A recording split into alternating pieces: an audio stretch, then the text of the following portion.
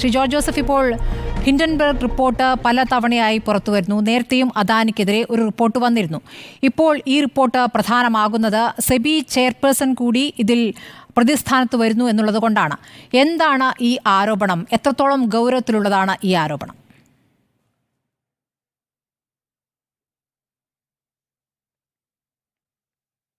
ഇതിന്റെ ഒരു പശ്ചാത്തലം കൂടി നമ്മൾ പരിശോധിക്കേണ്ടതുണ്ട്.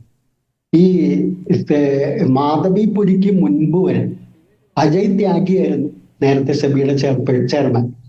അദ്ദേഹം വരെയുള്ള ആളുകൾ ഈ ധനകാര്യ വകുപ്പിലെയും അതുപോലെ കേന്ദ്ര ഗവൺമെന്റ് സർവീസിലെയൊക്കെ വളരെ സീനിയർ ആയിട്ടുള്ള ഉദ്യോഗസ്ഥന്മാരാണ് ഈ സെബിയുടെ ചെയർമാൻ പദത്തിലെത്തുന്നത്.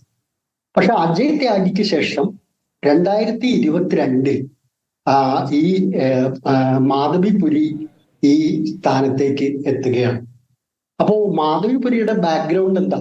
മാധവിപുരി IIM അഹമ്മദാബാദിൽ നിന്നും MBA ബിരുദം എടുത്തതിന് ശേഷം ICICI ബാങ്കിലാണ് അവർ ജോയിൻ ചെയ്യുന്നത്.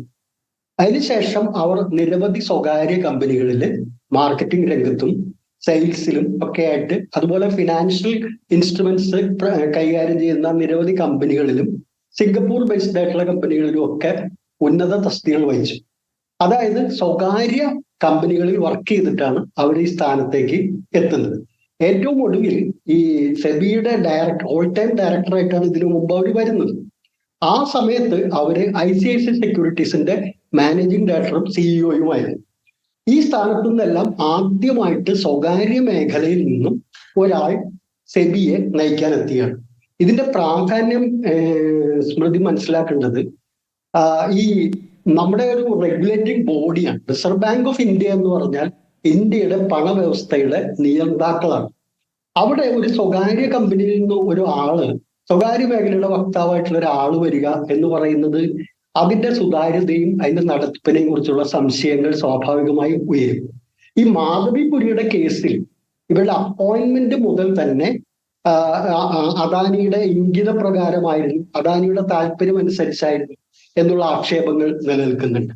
അതുപോലെ തന്നെ ഇവര് ഈ സെബിയുടെ ചെയർപേഴ്സൺ സ്ഥാനത്ത് എത്തിയതിനു ശേഷം സെബിയുമായി ബന്ധപ്പെട്ട പ്രധാന തീരുമാനങ്ങൾ എടുക്കുമ്പോൾ ഒക്കെ അദാനിയുമായിട്ട് കൺസൾട്ടേഷൻ നടത്തി എന്ന് പറയും. വേറൊരു കാര്യം കൂടി സ്മൃതി മനസ്സിലാക്കേണ്ടത്, ഇവര് നേരത്തെ NSE-യുമായി, നാഷണൽ സ്റ്റോക്ക് എക്സ്ചേഞ്ചുമായി ബന്ധപ്പെട്ട ഒരു സ്കാം ഉണ്ടായിരുന്നു. ആ സ്കാമിൽ ഇവരെ ചോദ്യം ചെയ്യലിന് വിധേയമായിട്ടുണ്ട്. സംശയത്തിന്റെ നിഴലിൽ ഇവർ നിൽക്കുന്ന ഒരു ലേഡിയാണ്. അപ്പൊ അത്തരത്തിലുള്ള ഒരു ബാക്ക്ഗ്രൗണ്ടിൽ നിൽക്കുന്ന ഒരു ലേഡിയാണ് ഇതിൽ വരുന്നത്. ഇവിടെ നമ്മൾ മനസ്സിലാക്കേണ്ട, ഈ ആരോപണം വരുമ്പോൾ പ്രശ്നം എന്താന്ന് വെച്ചിട്ടുണ്ടെങ്കിൽ, ഇവര് ഇന്ത്യയിലെ ഓഹരി മാർക്കറ്റിൽ ഞാനായിക്കോട്ടെ, സ്മൃതി ആയിക്കോട്ടെ, പാനുള്ള ആരായിക്കോട്ടെ, ഏത് നിക്ഷേപകരുടെയും താല്പര്യങ്ങൾ സംരക്ഷിക്കാനുള്ളതാണ്. ഇന്ത്യയിലെ ഓഹരി നിക്ഷേപ സംവിധാനം, ആ വിപണി ട്രാൻസ്പെറന്റ് ആയിട്ടും എല്ലാവരുടെയും നിയമത്തിനനുസരിച്ചും എല്ലാ ചട്ടങ്ങളും വിധേയമായിട്ട് പ്രവർത്തിക്കുന്നു എന്ന് ഉറപ്പുവരുത്തുന്ന റെഗുലേറ്റിംഗ് ബോഡിയാണ്. അതായത് റിസർവ് ബാങ്ക് എപ്രകാരമാണോ പണനയ വ്യവസ്ഥയെ നിയന്ത്രിക്കുന്നത്, അതുപോലെ ഓഹരി വിപണിയെ നിയന്ത്രിക്കുന്ന സ്ഥാപനമാണ് സെബി എന്ന് പറയുന്നത്. ആ സ്ഥാപനത്തിന്റെ മേധാവിയായിട്ടുള്ള ഒരാള് തന്നെ ഇപ്പോ സംശയത്തിന്റെ നിഴലിൽ വന്നിരിക്കുകയാണ്.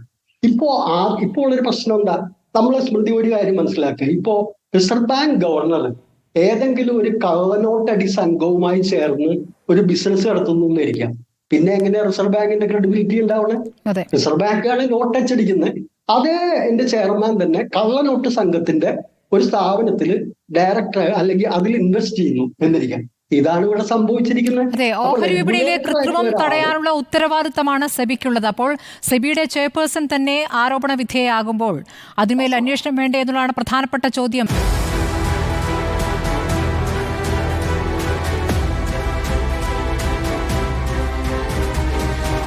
ഡിബേറ്റ് വിത്ത് സ്മൃതി പരുത്തിക്കാട്.